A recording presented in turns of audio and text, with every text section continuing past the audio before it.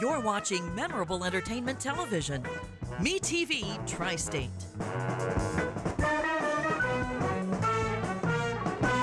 This year in the Tri-State, 1 out of 8 people will be in an accident. Would you know what to do?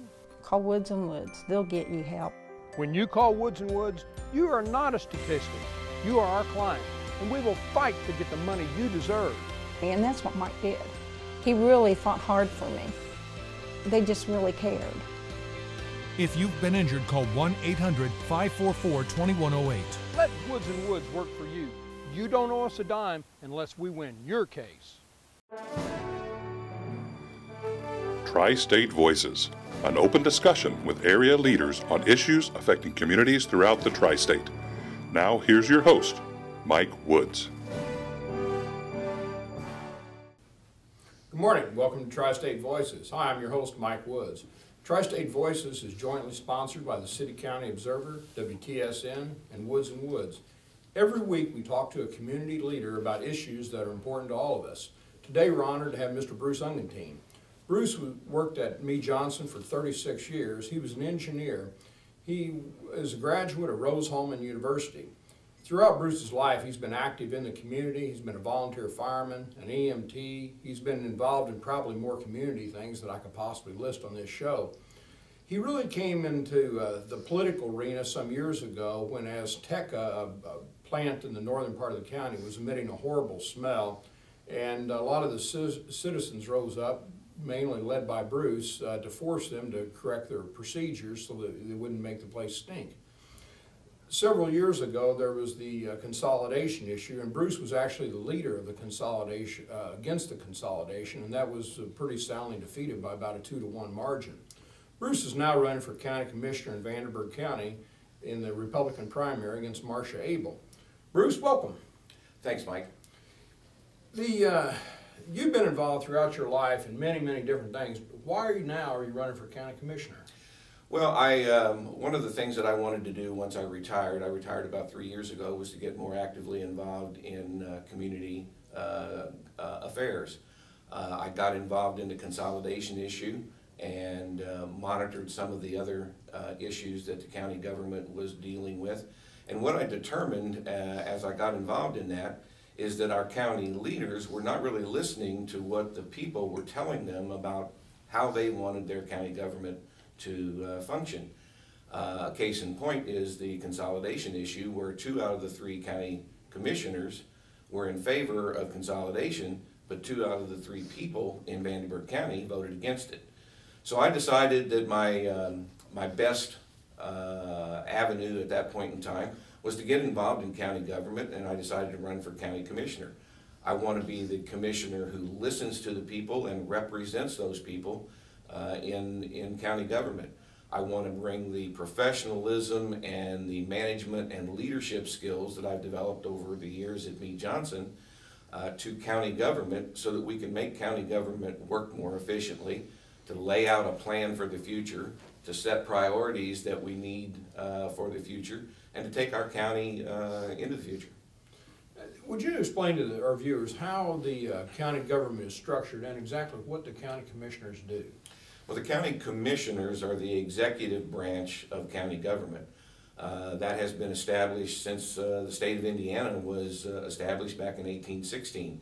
They are responsible for executing county government and overseeing the county government. There are a lot of elected officials that have their own individual departments, such as sheriff and assessor and treasurer, and they take care of those entities, but the county government is kind of the overseer of all of that activity.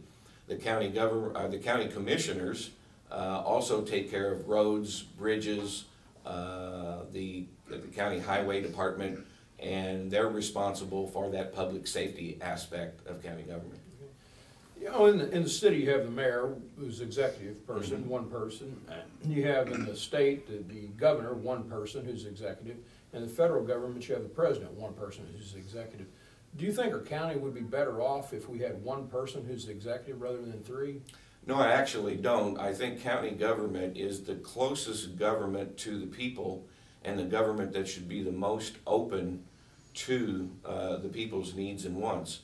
If you look at the mayor's position, a lot of the decisions that the mayor makes are made in his office behind closed doors, and the people do not have the ability to voice their opinion on those decisions made by the mayor.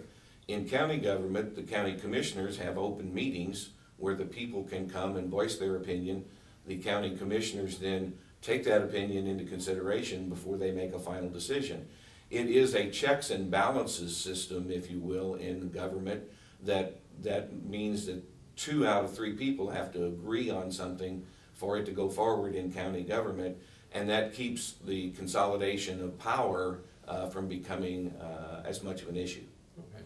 So I guess the difference between the county commissioners and the county council mainly is appropriating the monies. Yes, they set the budget. They're responsible for setting the budget each year, for going out to all of the different departments and getting the request for budget and putting the budget together. And then they monitor that budget over the course of the year to make sure that that it is spent according to budgetary conditions. If we have an emergency where you have to move money from one location to another, then the county council comes into play, and they actually reappropriate those funds. One of the things that surprised me when I look at the county commissioners is the number of boards that they control and people they appoint to those boards. I think if I counted it right, there's about 34 different boards that they control. And it controls everything from zoning, health, fire and safety, drainage. I mean, if you pick something, they appoint somebody to these boards. And the general public's not very much aware of those boards, are they? Not generally, because they don't, in a lot of cases, they don't meet in a public forum when they meet for different board meetings. That's a type of government that was established by the state of Indiana to put these various boards together to go out and study different issues, be it drainage, be it the old courthouse, be it whatever. And then those boards will report back to the county commissioners and make recommendations, but the final decision point still resides with the county commissioners. Of course, it seems like with 34 separate boards, maybe the final decision rests with the county commissioners, but the reality is it seems like there's a lot of power granted to these non-elected people. But I don't know what else you can do. I mean, it's such a massive job, and it's not possible for the commissioners to individually do all these different things. Well, yeah, there is a lot of decision capability within those boards, and that's why it's important for the county commissioners to take their time in finding qualified people to appoint to those boards. A friend of mine has told me many, many times, very successful person, that he may not know everything there is to know about a particular subject, but he'll find the best people he can find on that subject and get them to make the decisions and then listen to what they have to say. Well, and of course, if you look at those boards, one of the tricks has always been if you get somebody that knows something about an area, they're probably working in that area, and so they might have at least somewhat of a little bit of a conflict of interest, but I don't know how you're going to avoid that. Either you're going to have incompetent people or people who have some interest in it, so it's a tough situation in a way. It's a thing that the county commissioners have to manage. You have to put a balance of people between the people who understand the situation, understand the area, and people who understand the needs of the residents of Vandenberg County, and it becomes a balancing act so that you put enough people on there that you can get good information out of those boards, but not skewed one direction or the other. Obviously, you worked really, really hard to see the consolidation was defeated. So now that the election's over, it was defeated about 2-1. It was defeated both in the city and in the county. I mean, it got waxed, and you worked hard to do that.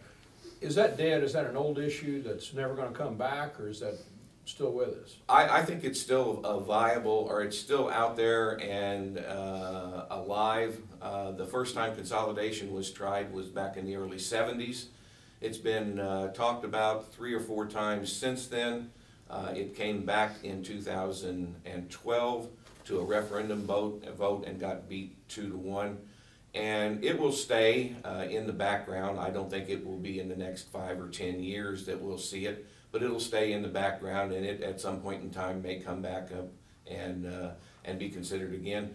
Consolidation in its purest form makes sense in some situations.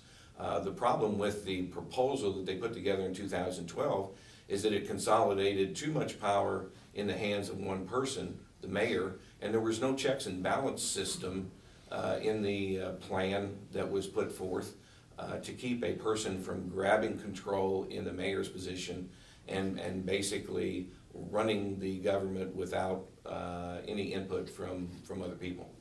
One of the things that surprised me in the consolidation proposal was that it didn't do anything to the police departments. And so if you had somebody literally looking down the street, if somebody committed a crime on the right side of the street, there'd be the city police. And if that same person then committed a second crime on the left side of the street, it would be the sheriff. Right? What would be your proposal dealing with the police departments? Well, the original proposal that came out of the committee actually had the police department and fire department consolidated into one government under the sheriff's department. And that was taken out of the proposal by the city council and the county commissioners because they thought it was too volatile of an issue and it would not allow them to have a chance to pass that proposal. It makes sense in some instances to put those two departments together. I think they work well together now in county government and in the county and in the city. And it's really no different between having a police force in Vanderburgh County and a police force in Warwick County, and you have a crime that's committed in one county and the guy goes to the other county. There has to be coordination, there has to be communication between each police force, whether it's county sheriff's department and police, or the county sheriff's department and the state police, or our police department and, say, the Illinois Police Department.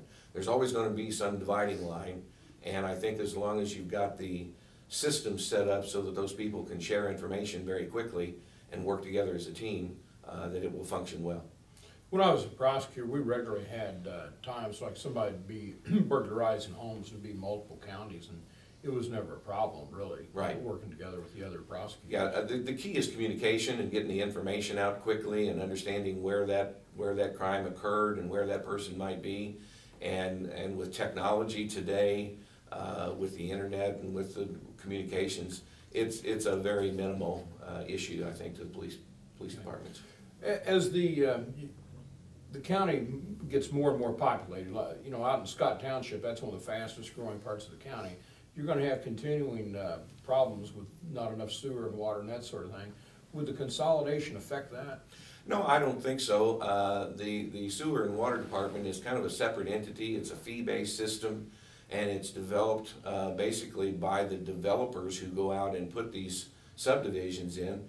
The developers go to the water and sewer department and ask for a permit to extend a particular trunk line out into their development. They put the utilities in per the instructions of the city, and then at some point in time when that is done and they go out and inspect, then they assume control of that function. So that works very well. Okay. Are there any other parts of the city and county departments that you think we could consolidate over the next few years to save money?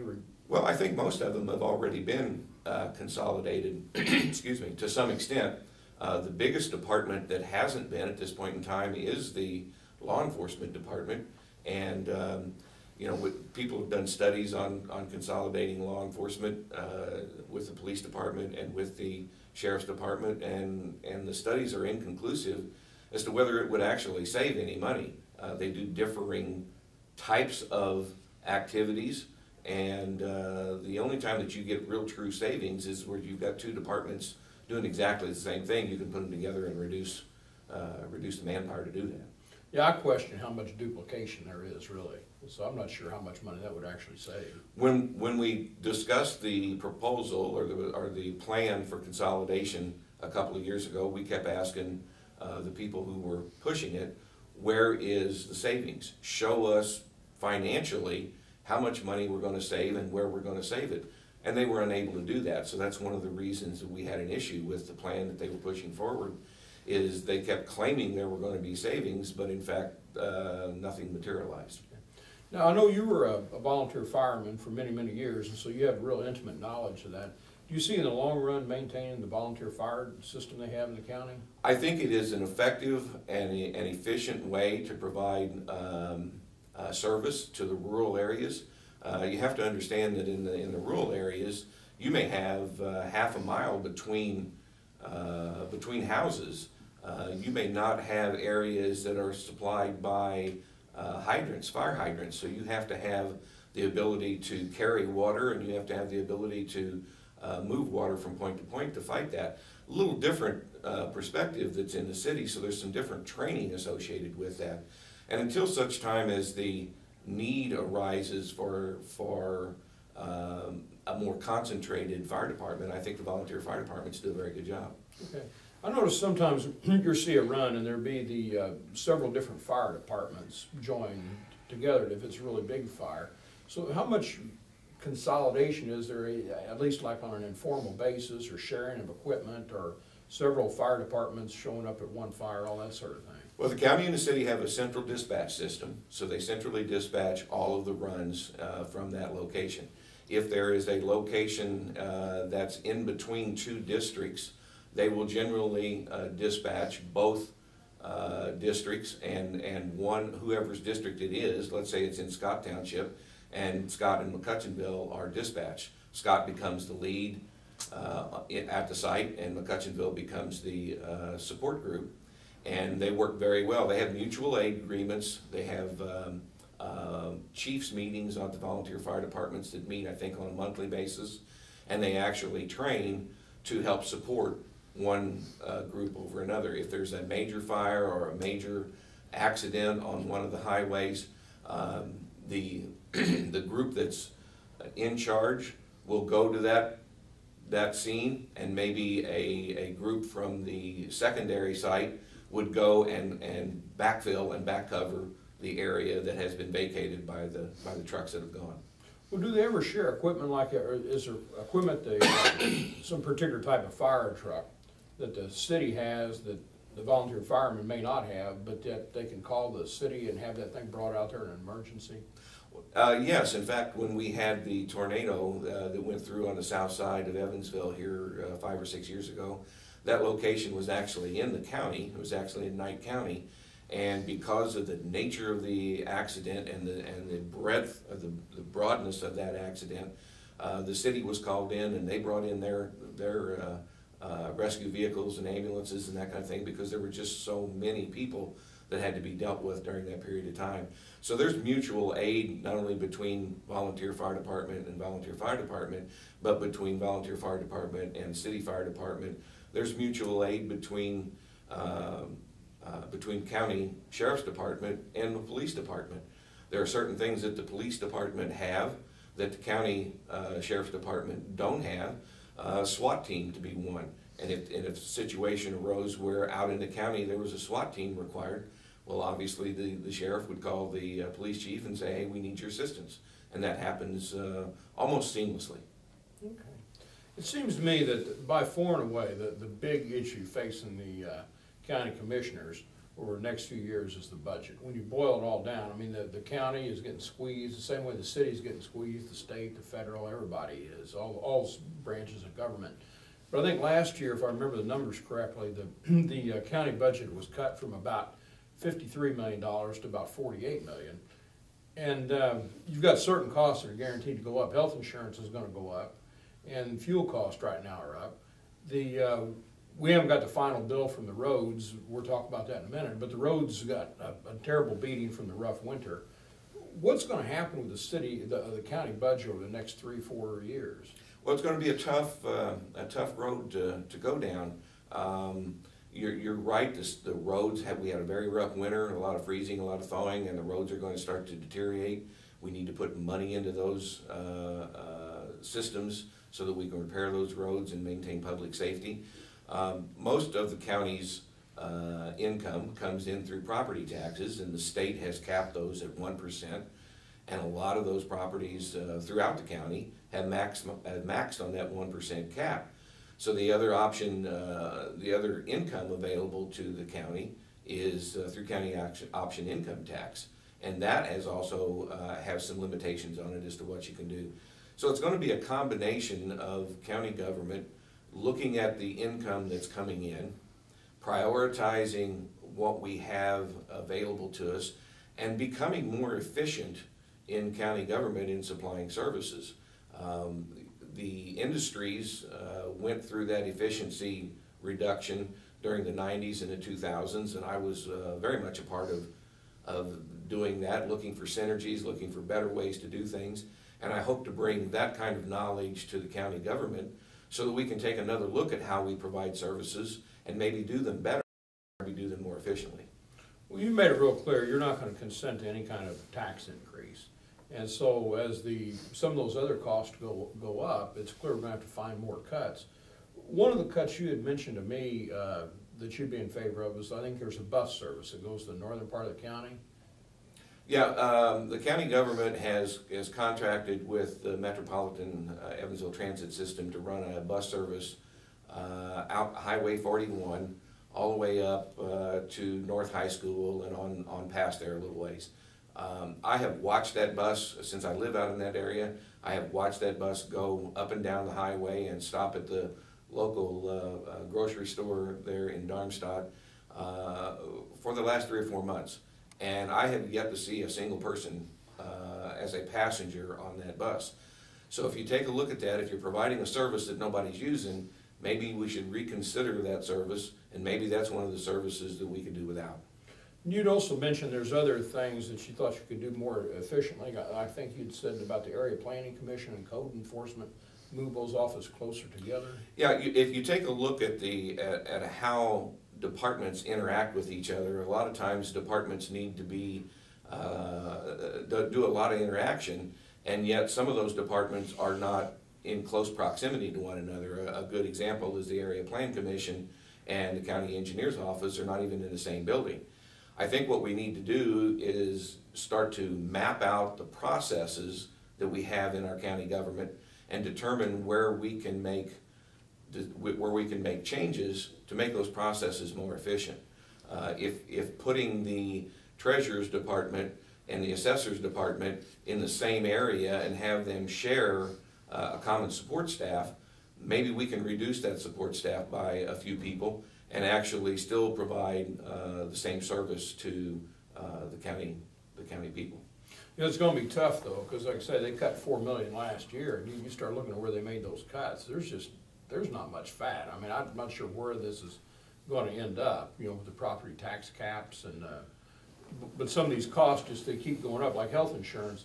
I don't care what plan you got, that's going to continue to go up. Right. It has for 30 or 40 years, and that's no end in sight. One of the things that will assist in that is we hope that as we put together a long-range plan and we start to get more industry into Vandenberg County, that we actually get more people live in Vandenberg County, which will increase our tax base and our assessed value for taxes, and that we can build the community in that respect and get more revenue through growth. When you were at Meade Johnson, one of your jobs, because you do have an engineering background, was development, and so you'd look at different sites, places you could put businesses, and so you've worked with private industry and the government to work out plans, right? Yes, yes. All right. Well, what would you do in Vandenberg County if you're elected commissioner to bring in more business? Well, I think what we need to do in Vandenberg County to bring in more business is be more business friendly to people coming into the community. One of the issues that I've been talking about with a couple of developers is we need to put together additional industrial park sites in which we have either shovel-ready sites where businesses can come in and put in a facility and have everything already there. The roads are there, the infrastructure is there, the power is there, and be ready to do that. We did that out at Vandenberg Industrial Park out on Highway 57, but that site is to my understanding, almost completely full. There's only 1 or 2 locations left. So it worked, in other words. It worked. It brought people to Vandenberg County. It brought Grand Packaging to Vandenberg County. It brought PGP to Vandenberg County. It works, but we need more of them. The other thing we need to do is we need to have spec buildings built. We need buildings that are already built and ready to occupy so that if a business comes into the community and says, I need 50,000 square feet, we've got a building sitting there already ready to go that we can just finish out for that business to get up and get started in a period of 3 or 4 months. We don't have to do the construction. The buildings are already there. When I was at Meade Johnson, I was looking for one of those spec buildings in Evansville, and we couldn't find one in Evansville, and we had to go to Indianapolis to find it. Okay. I guess then when you have an industrial park, you already have there's not going to be any zoning issues you've got to worry about. They've already got the water, the sewers, generally a rail line, highways, so it's almost like ready-made for a business to come in there, isn't it? Right, and we need to look at places where we have industrial parks, where we have good access to highways, we have good access to rail, and we have good transportation capability for those people who are going to move into that park. Now, we've got some opportunities to do that out in the county. I think we may even have an opportunity to do that in the city. So we have an opportunity to locate these areas and basically be ready for the businesses when they show up on our doorstep. One of the big areas that's getting developed a lot right now is in the northern part of the county along Highway 41. There's just one business after another. But one of the things that concerns me is you've got the North High School right there, and we're going to have to find some way to maintain the quality of the area around North High School, you know, with not too much noise and smells and all the rest of that, and still let these businesses develop. Yeah, Highway 41 has always been an industrial corridor, and what we need to do with Highway 41, with Green River Road, with University Parkway, is to put together a long-range plan of what kinds of things, what kinds of businesses, what kinds of developments would go along there. Highway 41 is more of an industrial corridor where there's going to be a lot of businesses located on there. Likewise, Green River Road is going to be more of a residential area. So there's different reasons, there's different developments in different areas, and we need to be able to plan for those different developments in the different areas. Okay. Speaking of planning, you'd expressed kind of, I guess, frustrations, maybe the best word, about what's going on with the county computers and needing to spend over $1 million for updates. But just explain to viewers what your concerns are on that. Well, I think it's not a concern that we're going to have to do that. We were going to be forced into doing that because the operating system that we're currently running on is being discontinued by Microsoft.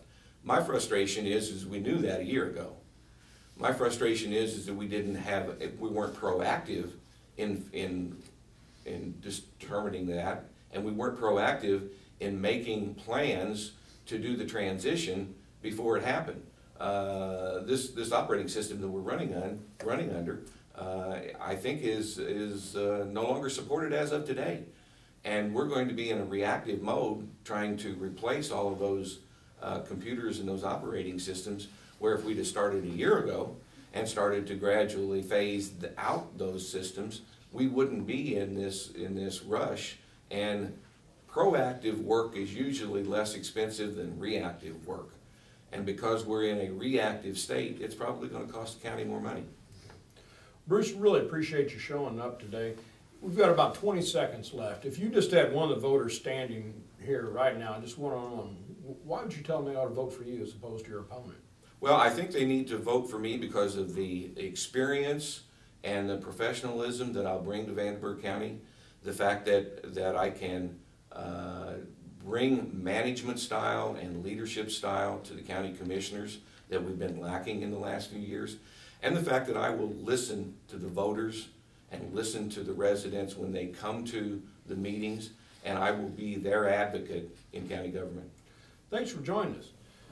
Next week we're going to have Steve Lockyer of the Vanderburgh County Coroner's Office. A lot of people think that Steve might be running for coroner, and we look forward to talking to him. Thank you very much for joining us. Broke the story on local homestead tax credit fiasco. Expose the Evansville Redevelopment Commission excessive spending habits. Your community watchdog. CityCountyObserver.com is your online community newspaper dedicated to the progress of Evansville and Vanderburgh County. We're a nonpartisan publication providing insight into political issues and events that shape our community. We are a watchdog for you, the citizen. Check us out online, city-countyobserver.com. That's city-countyobserver.com. You're watching memorable entertainment television. Me TV Tri-State.